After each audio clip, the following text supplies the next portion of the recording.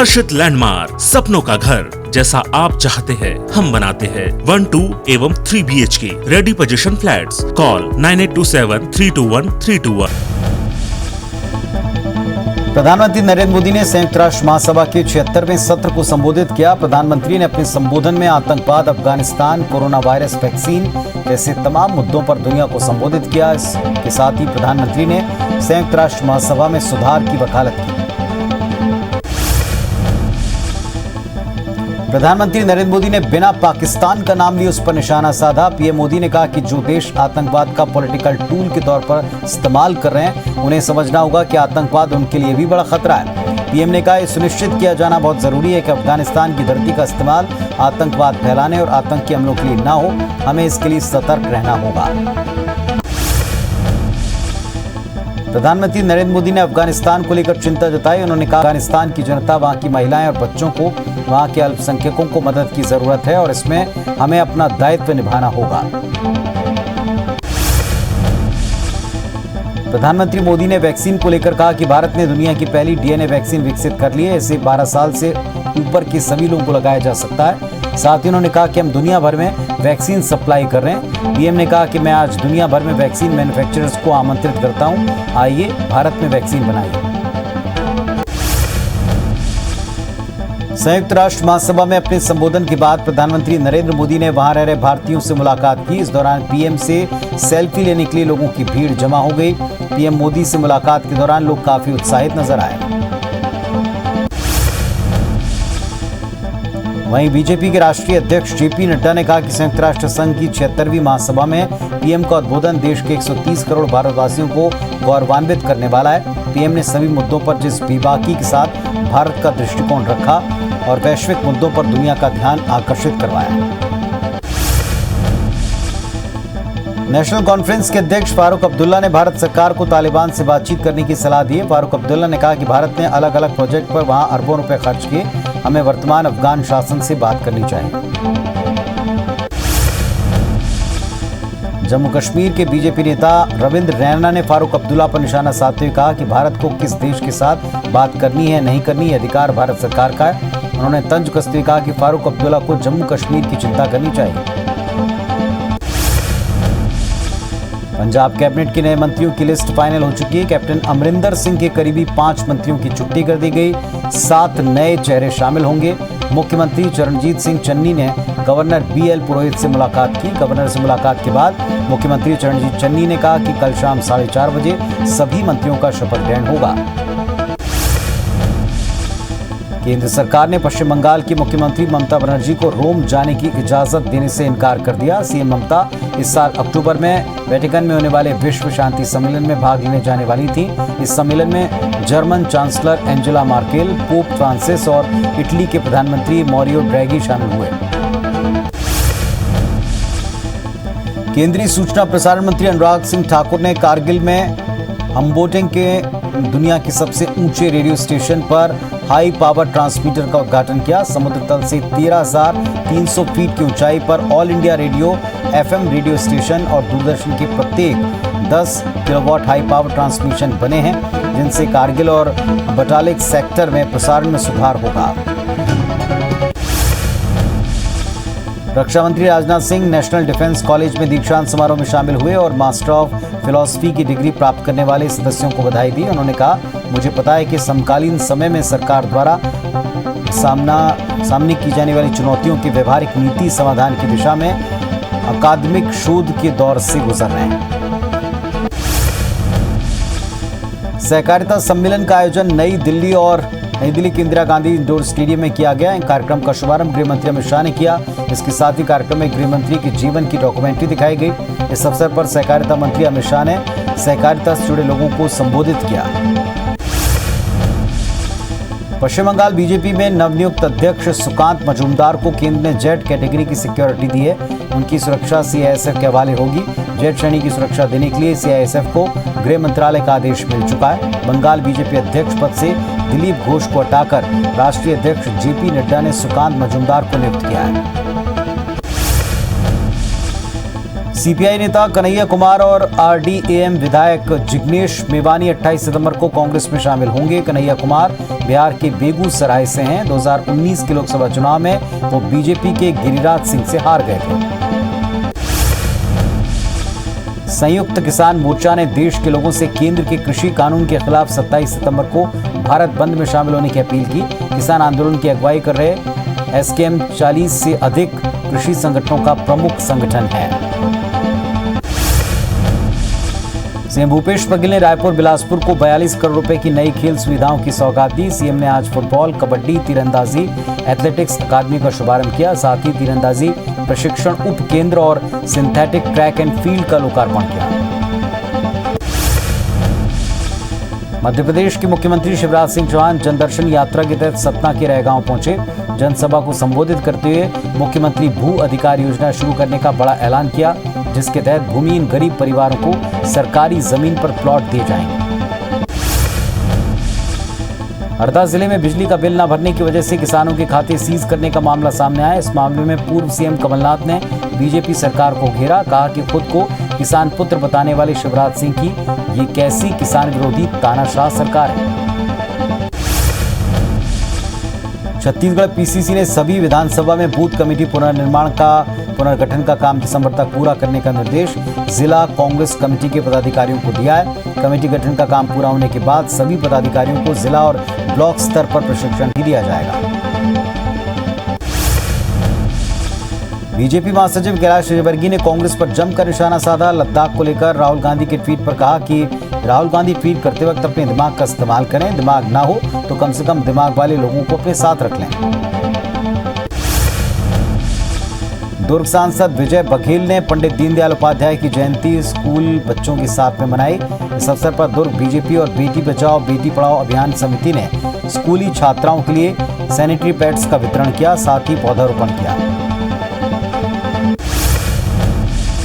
छत्तीसगढ़ प्रदेश Congress committee ने अपने front line organisation में नियुक्तियों को लेकर नए दिशा निर्देश जारी कर दिए, जिसके तहत अब पार्टी के मोर्चा, संगठन, प्रकोष्ठ और विभाग में नई नियुक्ति से पहले जिला कांग्रेस कमेटी से सहमति और प्रदेश कांग्रेस कमेटी से अनुमति अनिवार्य हो गई। बिना सहमति और अनुमति की जाने वाली नियुक्तियां अमान्य हो जाएंगी।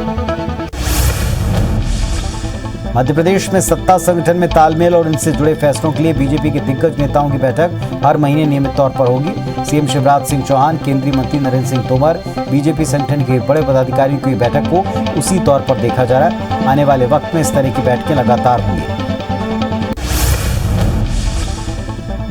वर्ल्ड फार्मासिस्ट डे के मौके पर रायपुर में फार्मासिस्ट कॉन्फ्रेंस का आयोजन हुआ। इस दौरान मुख्यमंत्री भूपेश बघेल ने कहा कि कोरोना काल के दौरान जब संक्रमण के मामले में छत्तीसगढ़ देश के दूसरे स्थान पर था, तो समाज सेवा में फार्मासिस्ट सबसे आगे थे। उन्होंने लोगों को ऑक्सीजन की जांच से लेकर दवाओं को लेकर जागरूक किया, जिससे बड़ी जल्दी कोरोना पर काबू पा लिया गया। राष्ट्रीय फाइलेरिया दिवस पर बीजेपी प्रदेश अध्यक्ष वीरी शर्मा ने फाइलेरिया की 2 गोलियां खाकर खजुराहो में राष्ट्रीय फाइलेरिया उन्मूलन कार्यक्रम की शुरुआत की। फाइलेरिया के मामले में छतरपुर जिला सबसे टॉप पर है, जिसे लेकर चिंता जाहिर करते हुए उन्होंने क्षेत्र में घर घर जाकर गोलियां खिलाने का प्रण लिया। करोरा की झिरिया ग्राम पंचायत में गौठान लोकार्पण समारोह का आयोजन हुआ, जिसमें खनिज विकास निगम के अध्यक्ष गिरीश दिवांगन ने शिरकत की। कार्यक्रम के दौरान कहा कि भूपेश सरकार गांव गरीब किसान की सरकार है। गौठान योजना ग्रामीण अर्थव्यवस्था को नई दिशा दे रही है। मध्य प्रदेश कांग्रेस में गौशालाओं का निर्माण कांग्रेस पार्टी की युवा विंग कराएगी। संरक्षण संवर्धन को लेकर पूरा संचालन कांग्रेस करेगी। इसकी जिम्मेदारी युवा कांग्रेस को सुपुर्द की गई। कांग्रेस का कहना है कि जब प्रदेश में कांग्रेस सरकार थी तो कमलनाथ ने गौवंश के संरक्षण का फैसला लिया और इस दिशा में काम किया, लेकिन बीजेपी की सरकार आने पर गाय फिर सड़कों पर आ गई। मध्य प्रदेश के गृह मंत्री नरोत्तम मिश्रा आज अलग ही अंदाज में दिखे। गृह मंत्री बुलेट पर सवार होकर दतिया के पीताम्बरा पीठ में दर्शन करने पहुंचे। इसके बाद उन्होंने शनिदेव का अभिषेक किया। इस दौरान उन्हें अकेले देखकर लोग हैरान रह गए। मध्य प्रदेश में केंद्र और राज्य सरकार की कथित जन विरोधी नीतियों के खिलाफ 19 विपक्षी दलों ने जिला स्तर पर धरना प्रदर्शन किया। भोपाल के नीलम पार्क में विपक्षी दलों ने धरना दिया। इस दौरान विपक्षी दलों के नेता सरकार पर जमकर बरसे। खरगोन जिला कांग्रेस कमेटी ने देश में बढ़ती महंगाई और बेरोजगारी जैसे मुद्दों को लेकर धरना प्रदर्शन किया।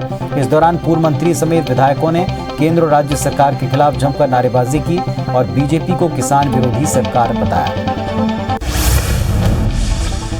देश में बढ़ती महंगाई बेरोजगारी के विरोध में कांग्रेस ने टीकमगढ़ कलेक्ट्रेट के सामने धरना प्रदर्शन किया। इस दौरान केंद्र और प्रदेश सरकार के खिलाफ जमकर नारेबाजी की, साथ ही कलेक्टर सुभाष कुमार को ज्ञापन सौंपा। प्रदर्शन के दौरान बड़ी संख्या में पुलिस बल मौजूद रहा। दिल्ली की रोहिणी कोर्ट में गोलीकांड और हत्या की वारदात के विरोध में जबलपुर के वकील हड़ताल पर है। अदालतों में सुरक्षा व्यवस्था पुख्ता करने की मांग कर वकीलों ने किसी भी अदालत में पैरवी नहीं की और ऐसे में हाईकोर्ट समेत जिला अदालत परिसर सूने ही रहे। खरोरा की सीमेंट फैक्ट्री के बाहर परसवानी और हिरमी गांव के ग्रामीणों ने प्रदर्शन किया। ग्रामीणों ने कंपनी पर वायदा खिलाफी का आरोप लगाया। ग्रामीणों का कहना है कि फैक्ट्री ने जमीन खरीदने के बाद उनको नौकरी नहीं दी।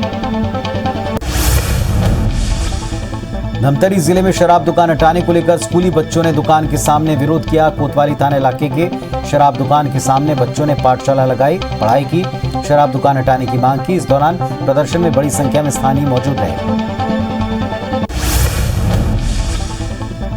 खंडवा में व्यवसायी अनिल आरतानी के खिलाफ कार्रवाई की मांग को लेकर ब्राह्मण और राजपूत करणी सेना के पदाधिकारियों ने सीएम के नाम ज्ञापन सौंपा। ब्राह्मण और करणी सेना के लोग कहते हैं अनिल आरतानी ने फेसबुक पर ब्राह्मण महिलाओं के खिलाफ अपमानजनक टिप्पणी की।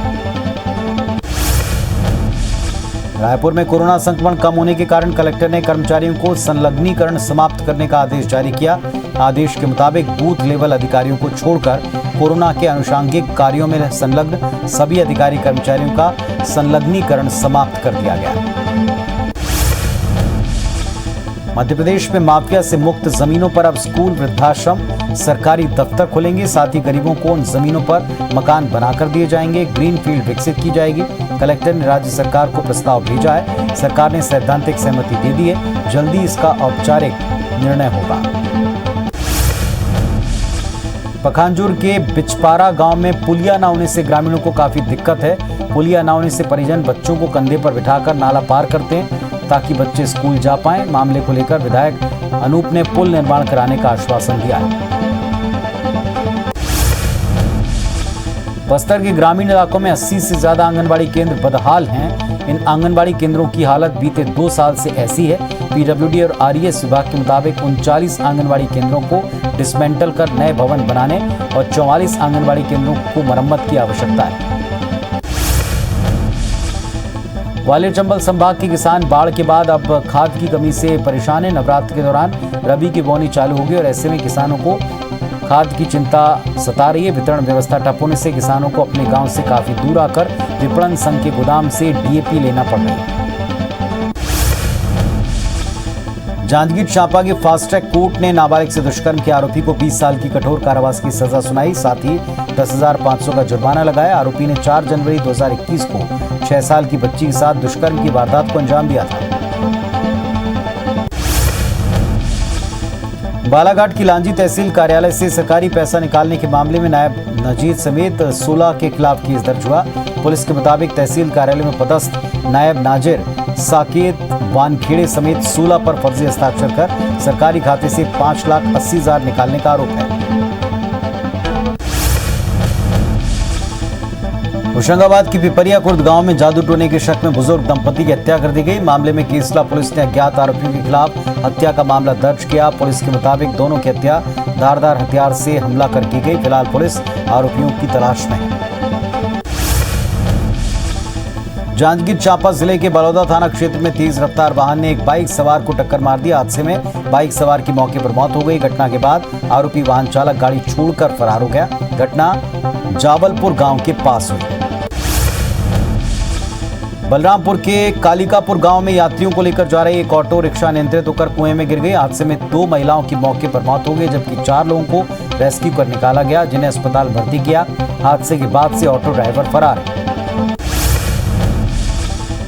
राजधानी रायपुर के जयस्तंभ चौक पर दिन दहाड़े चेन स्नेचिंग हुई है। शातिर लुटेरों ने आंध्र प्रदेश पासिंग बाइक से लूट की वारदात को अंजाम दिया। चेन स्नेचिंग के आरोपी सीसीटीवी फुटेज में दिख रहे हैं। पुलिस अब तक इनको गिरफ्तार नहीं कर पाई। मामला गोल बाजार थाना इलाके का है। ग्वालियर में बर्थडे पार्टी के दौरान हर्ष फायरिंग का वीडियो वायरल हुआ। ये वीडियो जिला पंचायत सदस्य और बीजेपी नेता सरदार सिंह परियार के बेटे आकाश के जन्मदिन का है। वीडियो सामने आने के बाद पुलिस हरकत में आई, मामले में जांच कर रही है। फिलहाल पुलिस ने फायरिंग कर रहे लोगों के खिलाफ केस दर्ज कर उनकी तलाश शुरू कर दी। शिवपुरी के खरई ऑटो स्टैंड पर सवारियां बिठाने को लेकर दो पक्षों में विवाद हो गया, जो इतना बड़ा कि एक पक्ष के लोगों ने दूसरे पक्ष के होटल पर जाकर हवाई फायर कर दिया, साथ ही लाठियों से मारपीट की। बाद में पुलिस ने पहुंचकर हालात को संभाला। घटना का वीडियो जमकर वायरल हो रहा है। कटनी पुलिस ने एटीएम कार्ड बदलकर पैसे निकालने वाले अंतर्राज्यीय गिरोह के 3 सदस्यों को सागर से गिरफ्तार किया। उनके पास से 18 एटीएम कार्ड, 20,000 कैश, एक कार जब्त की। आरोपियों के खिलाफ मध्य प्रदेश के साथ उत्तर प्रदेश के थानों में कई आपराधिक मामले दर्ज हैं। ग्वालियर के थाटीपुर में नाबालिग का अपहरण कर दुष्कर्म करने का मामला हुआ, जिसकी शिकायत पीड़िता के परिजनों ने थाने में की, जिसके आधार पर पुलिस ने दोनों के खिलाफ केस दर्ज कर लिया। पुलिस के मुताबिक बदमाशों ने नाबालिग का अपहरण किया, 7 दिन तक बंधक बनाकर दुष्कर्म किया। बैतूल की युवती मजदूरी करने केरल गई थी, जहां ठेकेदार ने उसके साथ दुष्कर्म की वारदात को अंजाम दिया, जिसके बाद युवती भागकर किसी तरह घर वापस आई, लेकिन ठेकेदार ने युवती के गांव आकर उसे डेरा डाल दिया और 2 लाख की मांग कर रहा है। इसकी शिकायत युवती के परिजनों ने थाने में दर्ज कराई। सीहोर में इन दिनों एक फेसबुक मैसेज लोगों के बीच चर्चा का विषय बना। दरअसल पार्वती लोधी नाम के एक शख्स ने अपने फेसबुक पेज पर देसी कट्टा, रिवॉल्वर, कारतूस बेचने का विज्ञापन दिया और अपना कॉलिंग नंबर भी शेयर कर दिया। फिलहाल पुलिस अब इसकी जांच कर रही है। रायपुर में विधानसभा चौक के पास नकली शराब बनाने के अवैध कारखाने का भंडाफोड़ हुआ। विधानसभा के पास ये अवैध शराब की फैक्ट्री चल रही थी। आबकारी विभाग के अफसरों ने यहां दबिश देकर 40 पेटी अंग्रेजी शराब, बोतल सील करने की मशीन, मध्य प्रदेश, हरियाणा, महाराष्ट्र जैसे दूसरे राज्यों में मार्का वाले ढक्कन, रैपर जब्त किए हैं। राजिम की गोबरा नवापारा पुलिस ने 615 प्रतिबंधित टैबलेट के साथ दुकान संचालक को गिरफ्तार किया। साथ ही उसके पास से 1100 कैश जब्त किया। कैश जब्त टैबलेट की कीमत 1476 रुपए बताई गई। गोबरा नवापारा टीआई के मुताबिक मुखबिर की सूचना पर यह कार्रवाई की। नक्सलियों ने जगरगुंडा दंतेवाड़ा मार्ग पर कमारगुंडा के पास कच्ची सड़क को कई जगह से काट दिया। 27 सितंबर को भारत बंद का आह्वान करने वाले पोस्टर लगा दिए। नक्सलियों की सड़क काटने के चलते ग्रामीण सुविधा शिविर नहीं पहुंच पाए। सुकमा में विशेष शिविर का आयोजन किया गया है। कवर्धा के चौरा गांव में जंगल में करंट लगने से 11 मवेशियों की मौत हो गई। मामले में विश्व हिंदू परिषद कार्यकर्ताओं ने भोरमदेव थाने में शिकायत की, साथ ही जांच करने के लिए कहा है। करंट बिछाने वालों पर कार्रवाई की मांग की। कांकेर के चारामा में हाथी का उत्पात जारी है। हाथियों के दल से बिछड़कर एक दंतैल हाथी चारामा के मायना गांव पहुंचा, जिसे वन विभाग की टीम ने जंगल की ओर खदेड़ा। हालांकि इस दौरान हाथी ने जंगल से लगे किसानों की धान और सब्जी की फसलों को काफी नुकसान पहुंचाया। जबलपुर के बेड़ाघाट घूमने आए 2 युवक सेल्फी लेते समय पैर फिसलने से नर्मदा नदी में बह गए। घटना के 24 घंटे बीत जाने के बाद भी दोनों का कोई पता नहीं चल पाया। होमगार्ड की टीम और स्थानीय गोताखोरों की मदद से लगातार रेस्क्यू जारी है।